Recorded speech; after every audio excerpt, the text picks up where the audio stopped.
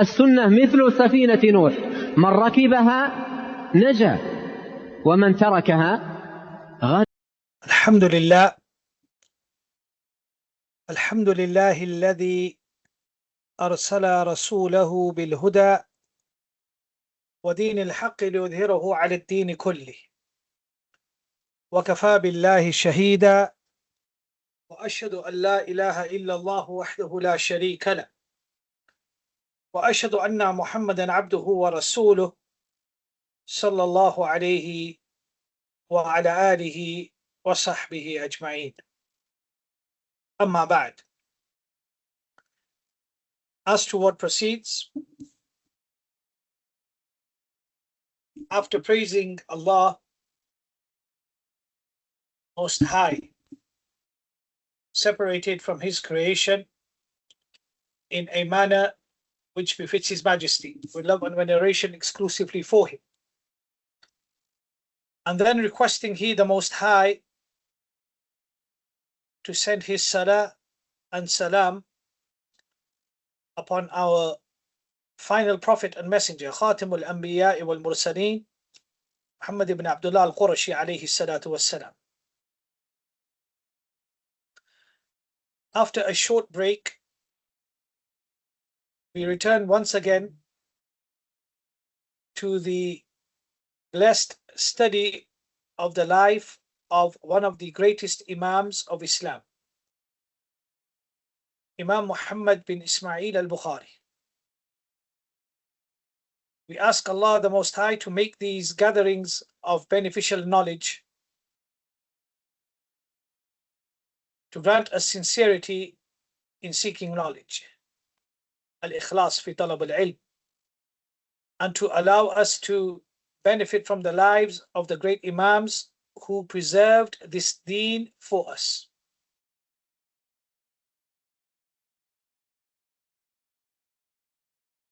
Before we continue with today's lesson, it is beneficial that we briefly remind ourselves of the important principles we studied in our previous gathering, because today's discussion builds directly upon them. I wanted to discuss these important principles now.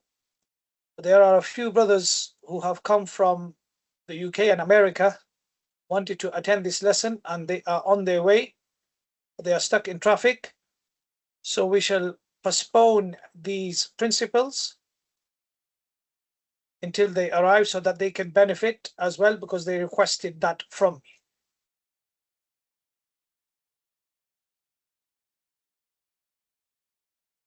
The issue which we were discussing was the praise of the contemporaries of Imam al-Bukhari rahmatullah alayhi.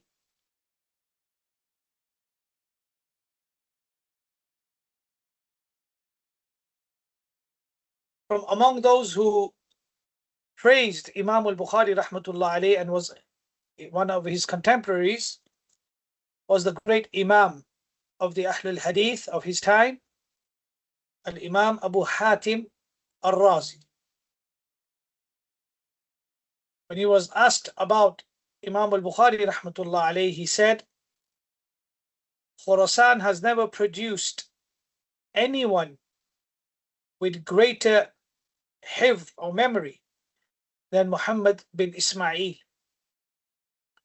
and no one more knowledgeable than him has come to Iraq from there.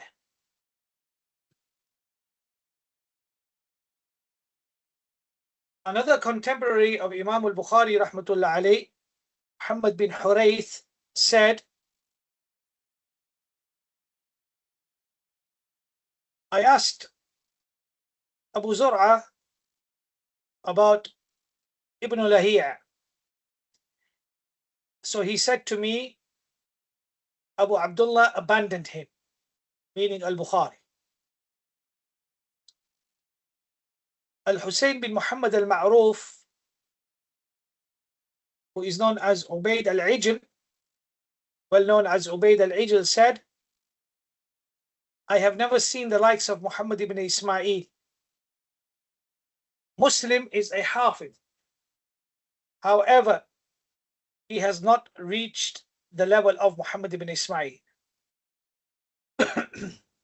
He also said, I saw Abu Zur'a al-Razi and Abu Hatim al-Razi listening to him.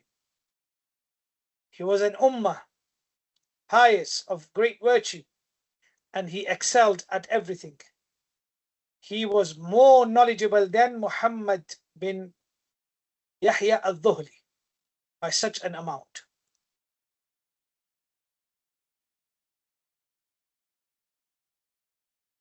Imam Abdullah ibn Abdul Rahman al-Darimi, the author of al-Sunnah al-Darimi, or the author of the Musnad, said, I have seen the ulama in the Haramain, Hijaz, Sham, and Iraq, and I have not seen anyone among them who has gathered more knowledge or hadith than Muhammad bin Ismail.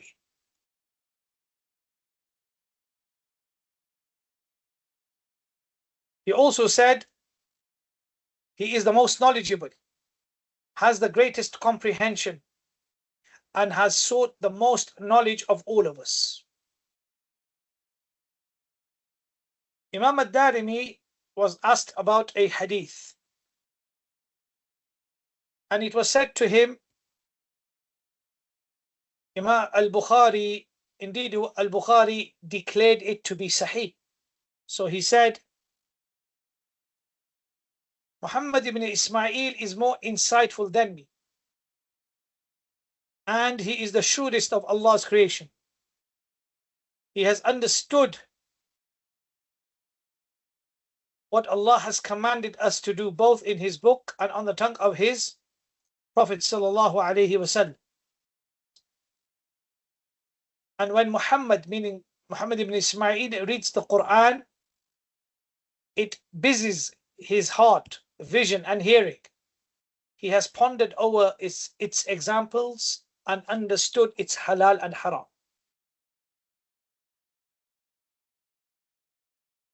So these were the statements of four great Imams and scholars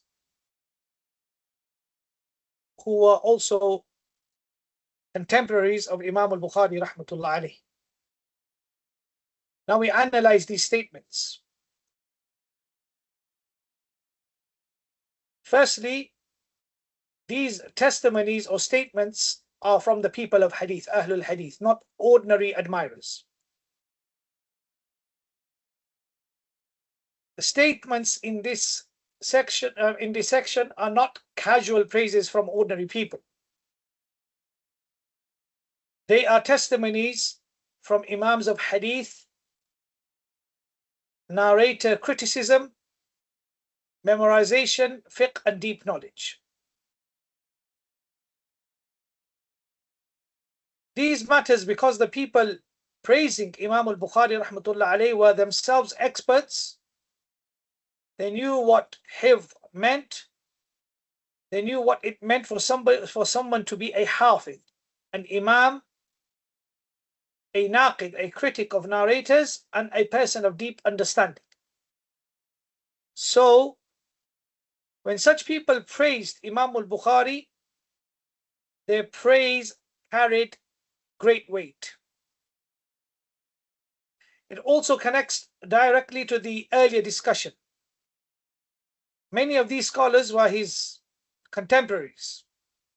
Some lived in the same era, shared the same field, met the same teachers, and moved in the same circles of hadith. Despite this, they acknowledged his excellence. This shows that Imam al-Bukhari's rank was not something invented by later generations. His greatness was recognized in his own lifetime, but by those most qualified to judge him. From this, what do we understand? What I have mentioned is that the praise of a contemporary carries weight in itself, But when somebody is a contemporary and an expert in that field, then that praise carries a lot of weight. So when somebody says that this person is a scholar, or this person is firm in this area of knowledge, if that person is not an expert or is a jahil, like we have today on social media, where those who have never studied formally or classically, or have never sat in the gatherings of the scholars or at the feet of the scholars, or those who are from among the general masses, are the ones who are critiquing and accrediting of who is a person of knowledge and who is not a person of knowledge. This is all batil.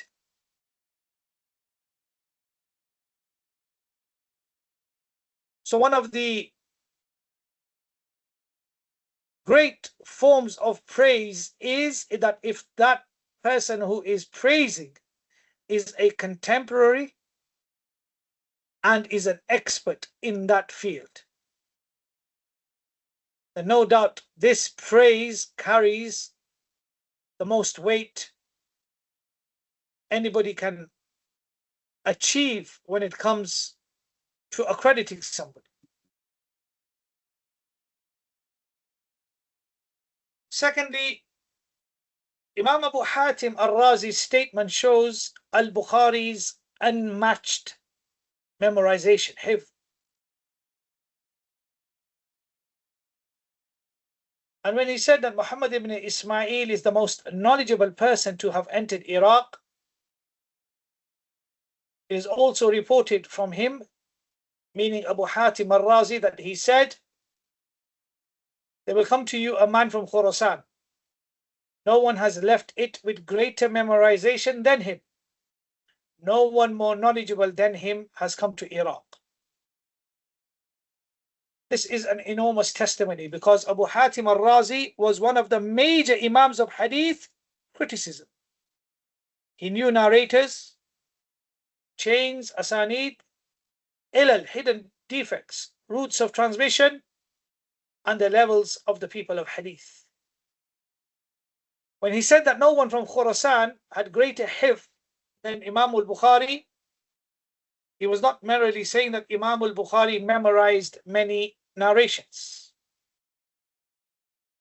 In the language of the Muhaddithun, or Lisan al-Muhaddithin, hifz means precise memorization with understanding,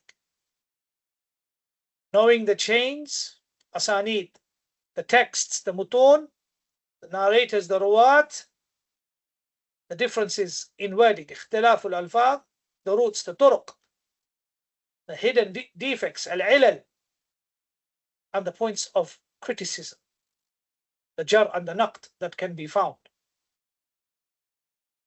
So hifz does not just mean memorization. It includes all these things which I just mentioned now, which the person who is a master of all these areas is the one that is called a hafid.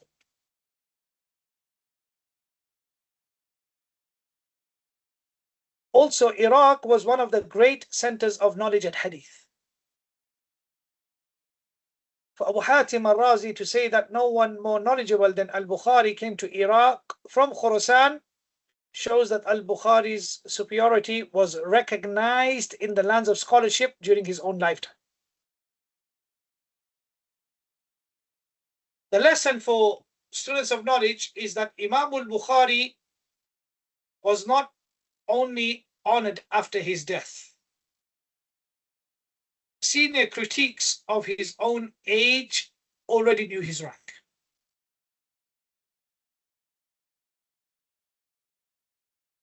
Thirdly, Abu Zur'a's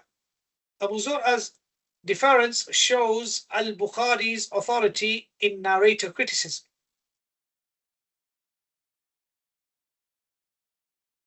Abu Zur'a was asked about Ibn Lahi'a. So he said, Abu Abdullah Muhammad bin Ismail abandoned him. Abu Hatim al-Razi was one of the great Imams of Hadith criticism.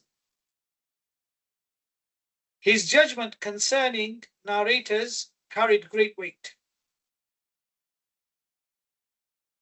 Ibn Lahi'a, who died in 174 after Hijrah, was a narrator whose reports were discussed by the scholars. When Abu Zur'a was asked about him, he pointed to the judgment of Imam al-Bukhari and said that Abu Abdullah abandoned him. This shows that Abu Zur'a considered al-Bukhari's judgment significant. He saw al-Bukhari's abandonment of a narrator as something worthy of being mentioned in response to a question about that narrator. The point is not merely that Imam al-Bukhari had an opinion on Ibn Lahi'a. The point is that a major critique like Abu Zur'a al-Razi referred to al-Bukhari's position as an authoritative judgment. This teaches students of knowledge that Imam al-Bukhari was not only a collector of narrations, he was also an Imam in al-Jarh wa Ta'dil, narrator evaluation, hidden defects, and recognizing which narrations should be accepted or avoided.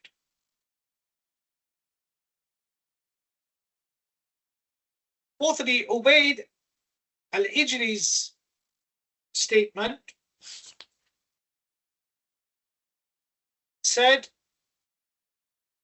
I have never seen the likes of Muhammad ibn Ismail and Muslim ibn al-Hajjaj. And Muslim ibn al-Hajjaj did not reach the level of Muhammad ibn Ismail. This statement is powerful because it compares Imam al-Bukhari with Imam Muslim ibn al-Hajjaj, the author of Sahih Muslim. The purpose is not to belittle Imam Muslim.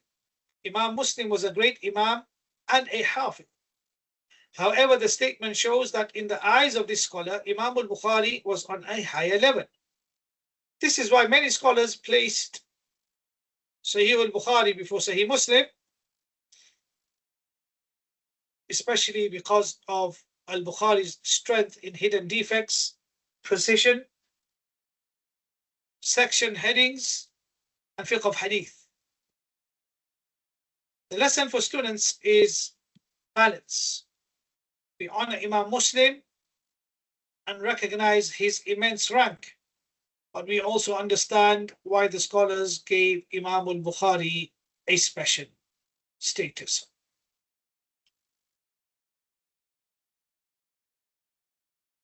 Fifthly, Ubayd al-Ijli's second statement shows that even Abu Zur'a al-Razi and Abu Hatim al-Razi listened to al-Bukhari. Ubayd al-Ijli says, I saw Abu Zur'a and Abu Hatim listening to Muhammad to see what he would say. They would sit beside him. Then when the affair of Muhammad ibn Yahya al-Dhuhli was mentioned, he said, what does he have to do with Muhammad ibn Ismail? Muhammad ibn Ismail was an ummah from among the nations. He was more knowledgeable than Muhammad ibn Yahya al-Dhuhli by such and such an amount. He was religious, virtuous, and excelled at everything. This statement of al-Ijli contains several important points. The first point is that Abu Zur'a and Abu Hatim al-Razi, the Raziyain, listened to Imam al-Bukhari. These two were themselves giants and major Imams of Hadith criticism, yet they still sat and listened to what Imam al-Bukhari would say. The second point is that he described al-Bukhari as ummatun min al-ummah, an ummah from the nations. This is an expression used for someone in whom many qualities of goodness are gathered. It means that al-Bukhari was not merely strong in one area. He gathered knowledge, memorization, piety, fiqh, precision, and benefit. The third point is that he described him as religious and virtuous, dayn and fadila. This is important because knowledge without deen and piety can become a trial.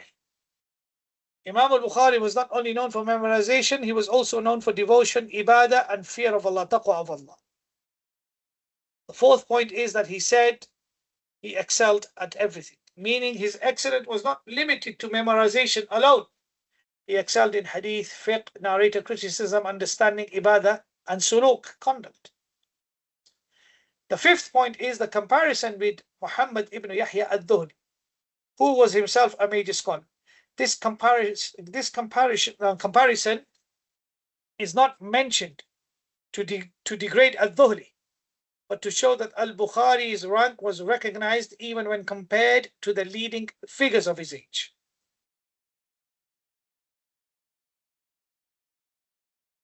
Sixthly, Imam al-Darimi's statement shows that Imam al-Bukhari gathered more than others. Imam al-Bukhari gathered more than others.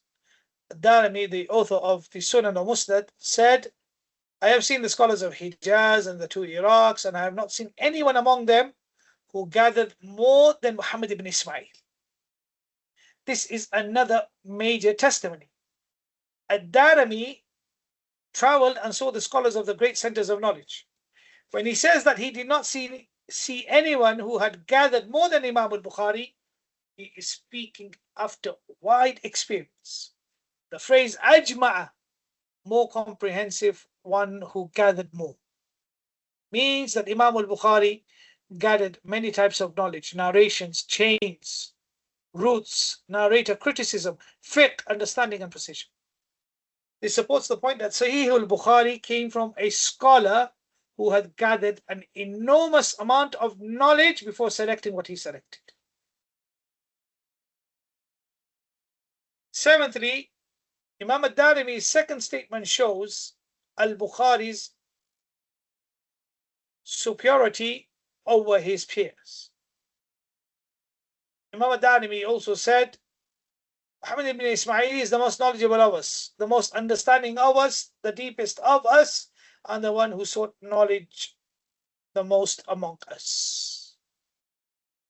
This statement is especially important because al-Darimi says, a'lamuna, the most knowledgeable of us. He's speaking about the circle and generation of scholars. He mentions four qualities. First, al-Bukhari was most knowledgeable. Second, he was the most understanding. Third, he was the deepest. Fourth, he sought knowledge the most. Some people may collect many narrations but lack deep understanding. Others may have understanding but limited narration. Others may study but not reach precision. Imam al-Bukhari combined all these qualities. This is why his book is so unique. It is not merely a book of narrations. It is a book of narration, fiqh, arrangement, precision, and hidden insight.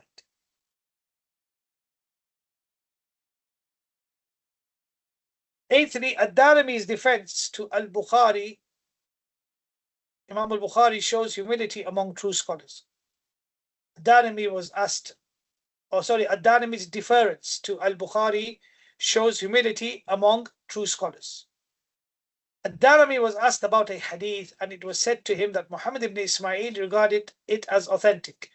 Al-Darimi replied, Muhammad is more insightful than me because his concern is examining hadith while I am occupied and unwell. Then he said, Muhammad is the shrewdest of Allah's creation. He understood from Allah what he commanded him with and what he prohibited him from in his book and upon the tongue of his Prophet sallallahu alaihi wasallam.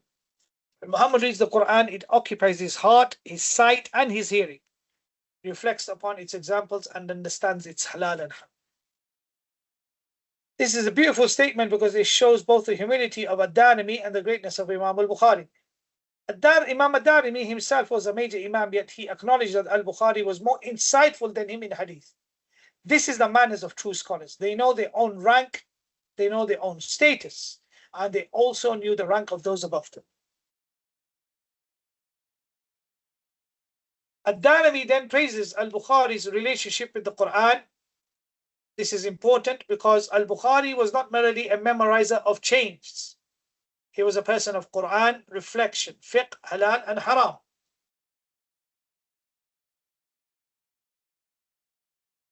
This also explains why al-Bukhāri's chapter headings in Sahih al-Bukhari are so important. Many of his legal insights are hidden in the chapter headings or the section headings. A person who reads only the hadith texts may miss the depth of al-Bukhari, Imam al-Bukhari's fiqh. Ninthly, the footnote about Salim ibn Abi Hafsa shows Imam al-Darimi's trust in al-Bukhari's judgment. It is mentioned in Sir A'lam al-Nubala that Imam al-Darimi was asked about the hadith of Salim ibn Abi Hafsa. He said, he wrote it with Muhammad, and Muhammad says Salim is weak. Then it was said to him, what did you say? He replied, Muhammad, meaning Imam al-Bukhari, is more insightful than me. This again shows that Imam al-Darimi's deference to Imam al-Bukhari's judgment. Being an Imam himself, but referring to who? Referring back to Imam al-Bukhari's judgment. The lesson here is very important for students. The true scholars did not merely speak. They also knew when to defer to someone more specialized or more precise. This is one of the signs of real knowledge. A person knows his level. He knows when another person is stronger in a matter. He does not feel humiliated by acknowledging that. Today, many beginners cannot even accept that someone is above them. But the Imams of the religion, like Imam al-Darimi, acknowledged one another's ranks with humility and justice. Tenthly, the statement about al-Adab al-Mufrad must be understood correctly. It is also mentioned that Imam al-Darimi asked for the book al-Adab al-Mufrad by Imam al-Bukhari. After looking through it, he was asked, did you see in it any redundant material or any weak hadith? He was asked this question, Imam al-Darimi, after he saw the book of Imam al-Bukhari, al-Adab al-Mufrad. Darimi responded back, he said, Ibn Ismail, meaning Muhammad ibn Ismail, meaning al-Bukhari, does not recite to the people except authentic hadith. And is anyone to object to Muhammad ibn Ismail al-Bukhari? This shows that Imam al-Darimi's immense confidence in Imam al-Bukhari. He saw Imam al-Bukhari as a person whose selections were made with precision and care. However, this statement must be understood with precision. It should be understood according to the majority of what is in the book, according to the majority of what al-Adab al-Mufrad contains, not as a strict technical claim that every single narration in al-Adab al-Mufrad is authentic, sahih. This is because Imam al-Bukhari did not set the same conditions in al-Adab al-Mufrad that he set in al-Jami' al-Sahih, which is Sahih al-Bukhari. Al-Jami' al-Sahih, in Jami' al-Sahih, Imam al-Bukhari intended to collect authentic narrations according to his strict conditions. But in al-Adab al-Mufrad is a different type of work. It is a book on manners, character, family ties, social conduct, and related topics. Most of its narrations are authentic or hasan, but there are also some weak narrations. Shaykh Muhammad Nasiruddin al-Albani rahimahullah ta'ala verified the book and divided it into two parts: Sahih al-Adab al-Mufrad and Da'if al-Adab al-Mufrad. So the balanced conclusion is that Imam al-Darimi's statement shows his great confidence in Imam al-Bukhari. But the technical reality is that al-Adab al-Mufrad does not have the same condition as Sahih al-Bukhari. This is important because students must learn precision. Loving Imam al-Bukhari rahmatullah alayhi does not mean exaggerating claims about every book he authored. Rather, we honor him by understanding each book according to its actual condition and purpose. So the brothers are here, like I mentioned, some of the brothers were visiting us, so inshallah we will go back. So we'll stop here at Abu Tayyib's statement. I will complete Abu Tayyib's statement.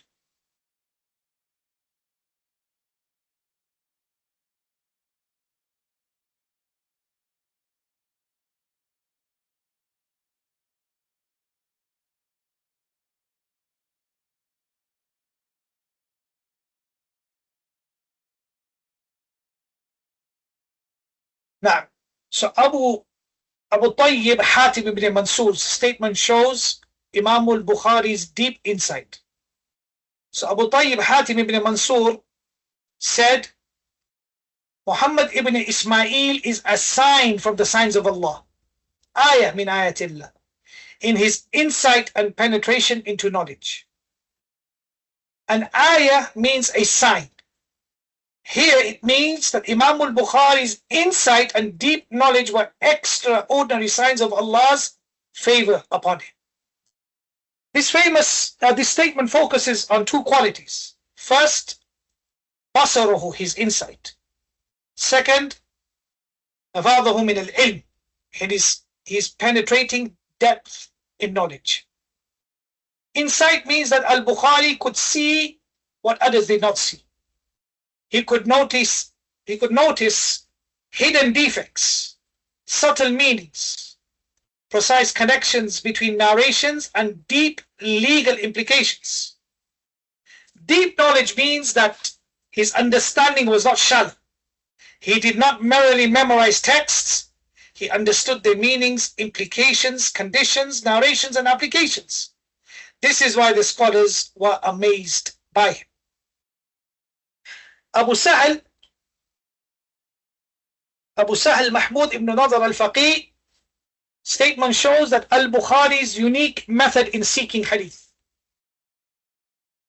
He said, Muhammad's seeking of hadith was not like our seeking of hadith. When he looked into the hadith of a man, he would exhaust it. This statement is extremely important for understanding Imam al-Bukhari's method. Many students may hear a few narrations from a teacher and move on. Others may collect many narrations but not investigate them deeply. But Imam al-Bukhari was different. When he studied the narrations of a person, he exhausted the matter. This means he would investigate that narrator's narrations, roots, teachers, students, errors, strengths, weaknesses, supporting reports, contradictions, and hidden defects. This explains why his judgment in hadith carried so much weight. He did not speak from shallow exposure. He spoke after deep investigation. This is a powerful lesson for students today. Many people speak after seeing a quotation, a screenshot, a short clip, or a single PDF. But the Imams of Hadith did not work like that. They investigated deeply before judging. If Imam al-Bukhari exhausted the narrations of a person before performing judgment, then how can a beginner today rush to judge scholars? How can a beginner today rush to judge scholars, callers, books, and organizations after superficial exposure? These testimonies of these great scholars that I have mentioned show that Imam al-Bukhari combined memory, fiqh, comprehension, piety, taqwa, and criticism, naqd and jarh. When we gather these statements together, we see that Imam al-Bukhari was praised for many qualities. He was praised for hifz, and we understood what hifz means according to the scholars of hadith. It just does not mean memorization. He was praised for knowledge. He was praised for comprehension. He was praised for insight. He was praised for deep understanding. He was praised for piety. He was praised for narrator criticism. He was praised for his connection to the Quran. He was praised for his careful selection of narrations. He was praised for exhausting the study of narrators and the hadith. This shows that Imam al-Bukhari's greatness was not one-dimensional.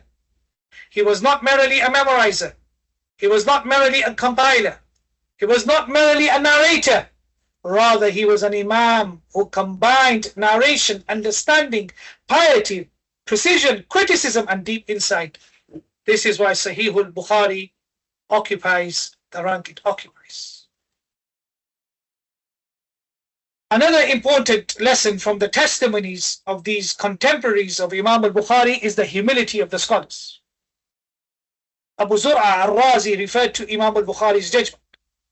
Imam al-Darimi said, Muhammad is more insightful than me.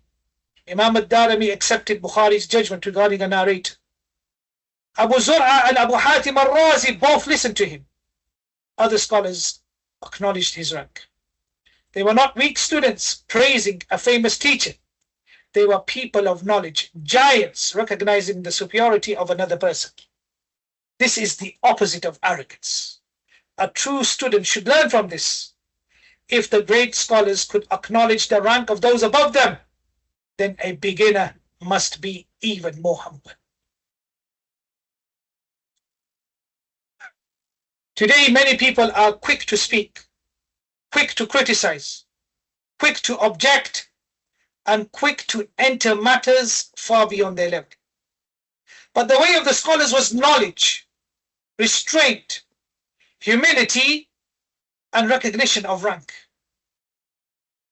15thly, these testimonies connect to the earlier discussion about contemporaries. This section fits perfectly after the discussion on contemporaries and rivalry. The author, Shaykh al-Salām Mubārakpūrī rahmatullah previously explained that contemporaries often struggle to acknowledge one another's virtue. Yet here we find major contemporaries, Imams of al-Bukhārī, Imams just like Imam al-Bukhārī, acknowledging his excellence.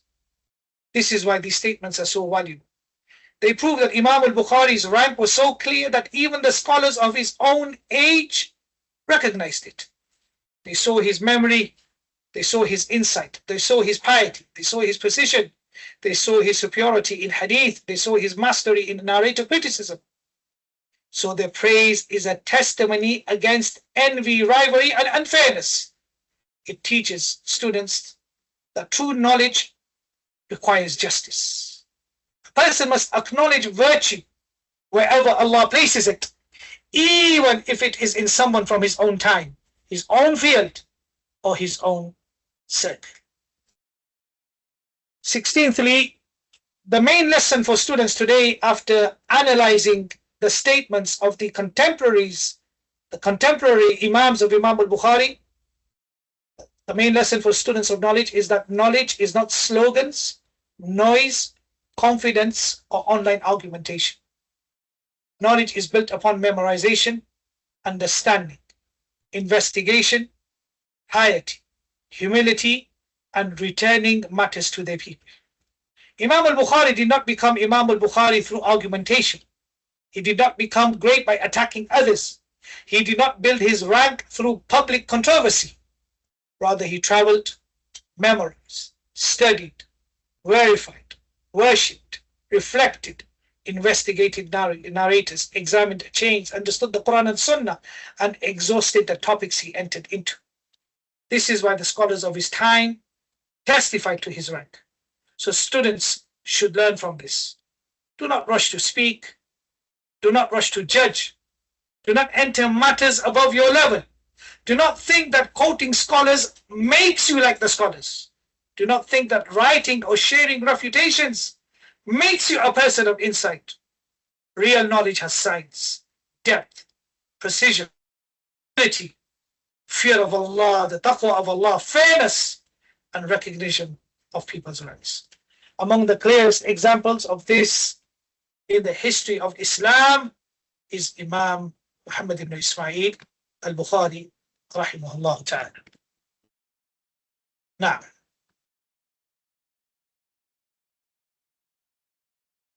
Now, as the brothers have arrived, and I delayed this point for them so that they can benefit as well today, is a recap of our previous lesson with regards to what the scholars have said. So I mentioned that before we started today's lesson, it is beneficial that we briefly remind ourselves of the important principles we studied in our previous gathering, majlis, because today's discussion builds directly upon them. So a brief summary of our previous lesson. Firstly, a general principle regarding contemporaries. When we talk about contemporaries, we talk about contemporaries that were during the time of Imam al-Bukhari. He had contemporaries, and we have contemporaries today. Wherever you are, we are all contemporaries with one another. So the people of knowledge, we began by discussing the famous principle. Note this principle because the scholars always quote it in their books. They say, al-mu'asaratu sababun lil-munafara. Being contemporaries can become a cause of rivalry. This is what the people of knowledge said. They brought this principle. We explained that when two scholars live in the same era, teach the same science, have similar students and audiences, the human soul may be tested by competition. This is a reality of human nature and does not mean that every disagreement is driven by jealousy. Rather, it teaches us to exercise fairness and caution when evaluating the statements of contemporaries about one another. Secondly, the advice of Ibn Abbas radiyallahu anhu. We then studied the famous narration of Ibn Abbas radiyallahu anhuma who said, خُذُوا الْعِلْمَ حَيْثُ وَجَدْتُمْ وَلَا تَقْبَلُوا قَوْلَ الْفُقَهَاءِ بَعْدِهِمْ فِي بَعْدٍ. Take the knowledge wherever you find it, and do not hastily accept the statement of scholars against one another. I explained that this does not mean criticism is always rejected. Rather, it teaches us not to accept criticism blindly, where there is the possibility of rivalry or personal tension.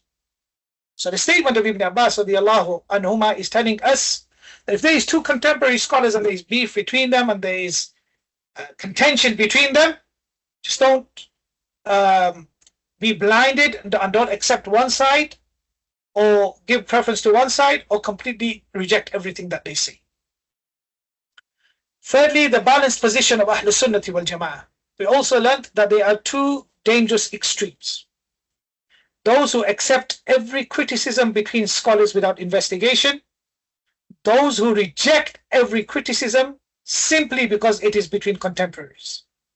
The balanced methodology of al-Sunnah wal Jama'ah is to weigh every statement according to the evidence, the surrounding circumstances, and the judgment of the senior scholars.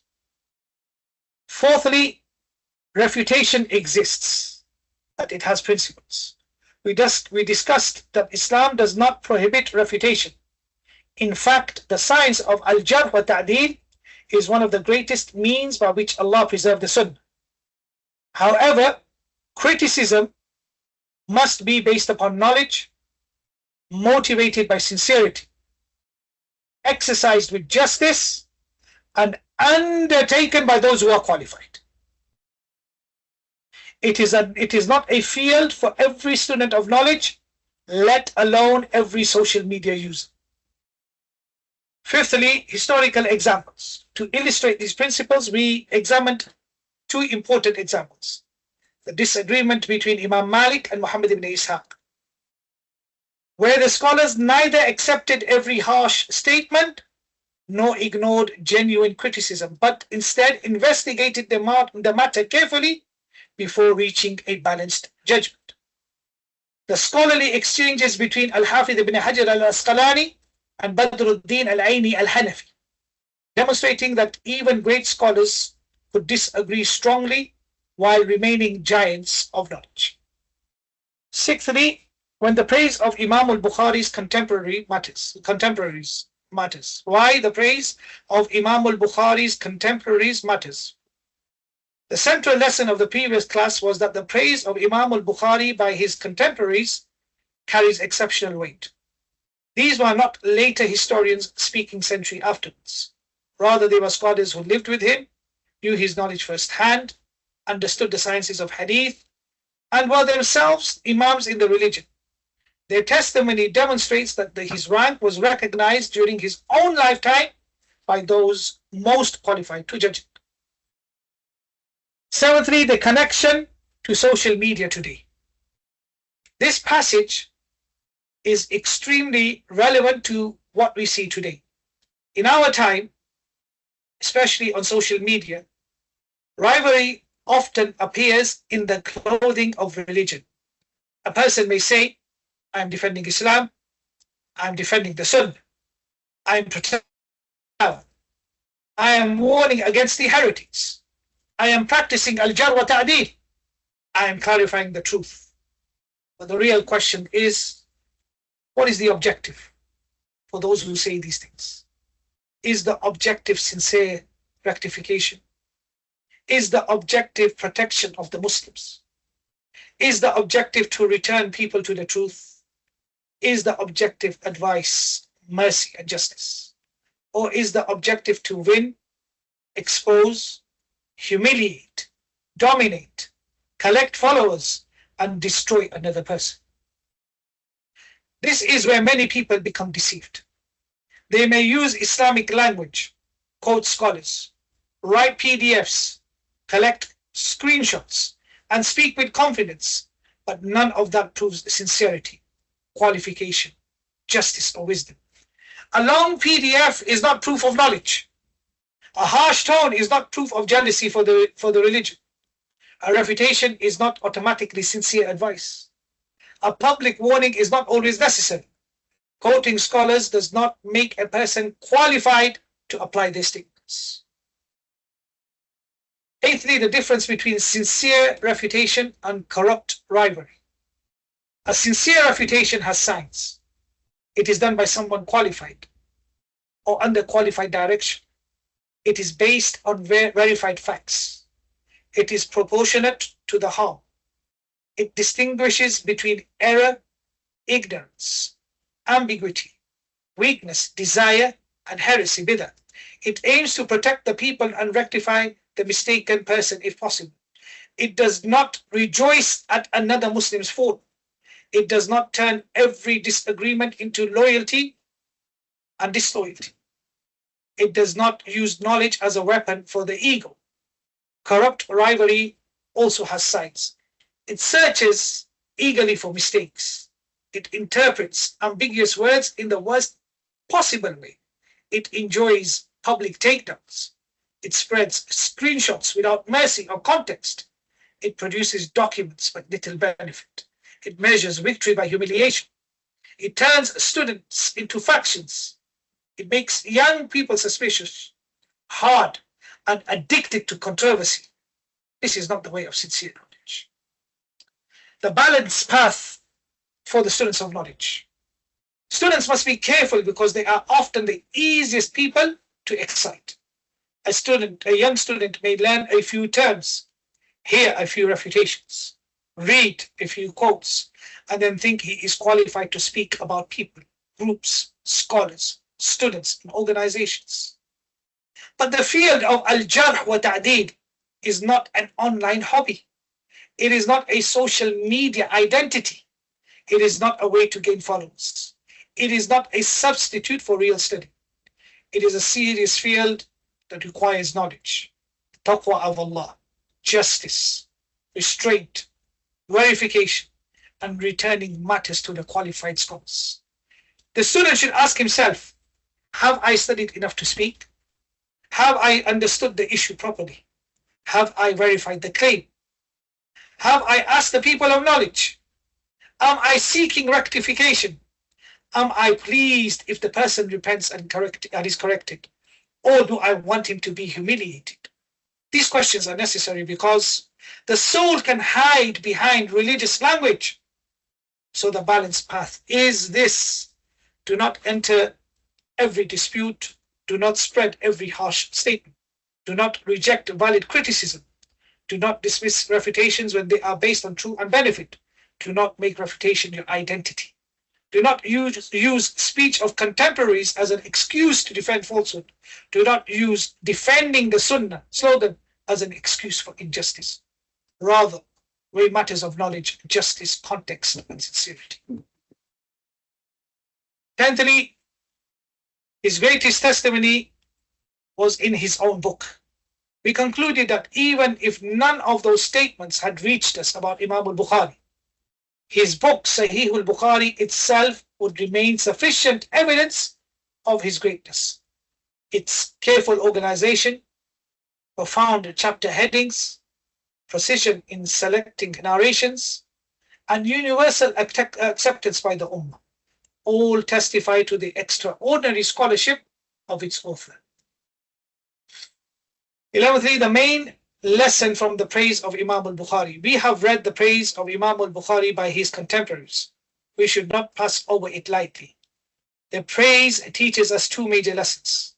The first lesson is the immense rank of Imam al-Bukhari. His excellence was recognized even by the experts of his own age. The second lesson is the virtue of fairness. A sincere person acknowledges the merit of others, even when they are his contemporaries, even when they share his field, and even when their excellence may overshadow him.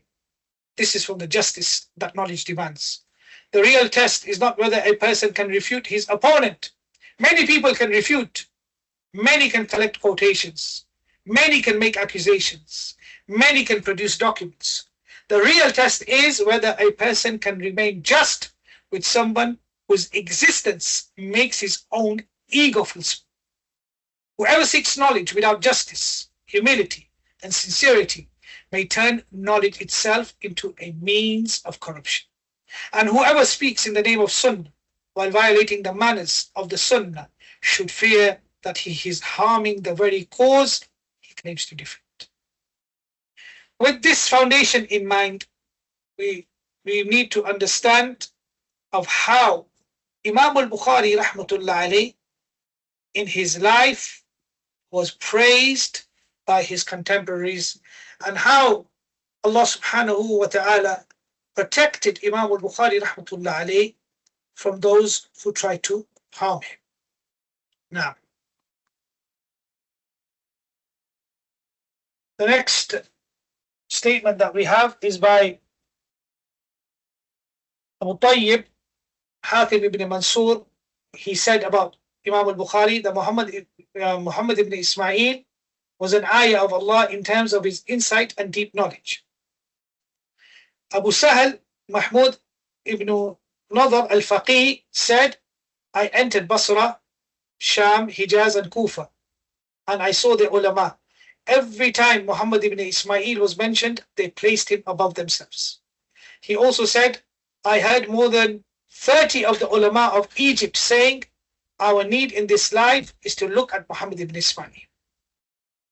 Salih bin Muhammad Jaraza said, I have not seen anyone from Khurasan with more understanding than Muhammad ibn Ismail al-Bukhari. He also said he had the most hifz of a hadith of all of them. Furthermore, when Imam al-Bukhari began a gathering to dictate a hadith in the capital of knowledge, Baghdad, the same Salih ibn Muhammad would transcribe for him. He said those who attended the gathering reached 20,000 in number. Muhammad ibn Abdurrahman al-Daghuli said the people of Baghdad wrote a letter to Muhammad ibn Ismail al-Bukhari which said, Al-Muslimuna بخير ما بقيت له وليس بعدك خير حين تفتقد. The Muslims are well so long as you remain for them, and there is no good after you once you are gone. Imam Abu Bakr Muhammad ibn Ishaq ibn Khuzaymah said, there is no one on earth more knowledgeable about hadith than Muhammad ibn Ismail al-Bukhari. Abu Amr al-Khaffaf said, he is more knowledgeable of hadith than Ahmad ibn Hanbal, Ishaq ibn Rahawayh, and other than them by 20 levels. May 1,000 curses be upon whoever speaks ill of him from me. He also said, if he were to come through this door while I was narrating a hadith, I would flee from him in terror. Abdullah ibn Hamad al-Amuli said, I wish I were a hair on the body of Muhammad ibn Ismail al-Bukhari.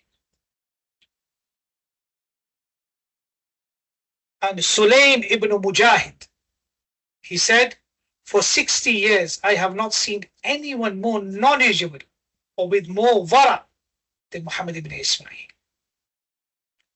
And Musa ibn Harun al-Hammal al-Hafiz al-Baghdadi said, if all the people of Islam came together to make another person the likes of Muhammad ibn Ismail, they would not be able to do so. This is just a drop in an ocean of statements of the eminent ulama whom the people have recognized for their status and knowledge, and whom the Muslims boast of with regards to knowledge and tahqiq and research. I tried my best in this to summarize what has been said in Taqiyud al-Muhmal and the Muqaddimah of Fath al-Bari, and it is not possible to place more than this in this brief overview. So whoever wishes for more, then he should refer to Tabaqat al-Shafi'iyya al-Kubra, al-Fawaid al-Darari, and Muqaddimah of Fath al-Bari. This was the speech of Shaykh al-Salām, Mubārakpūrī, رحمه الله تعالى. بارك الله فيكم. سبحانك اللهم وبحمدك أشهد أن لا إله إلا أنت أستغفرك وأتوب إليك.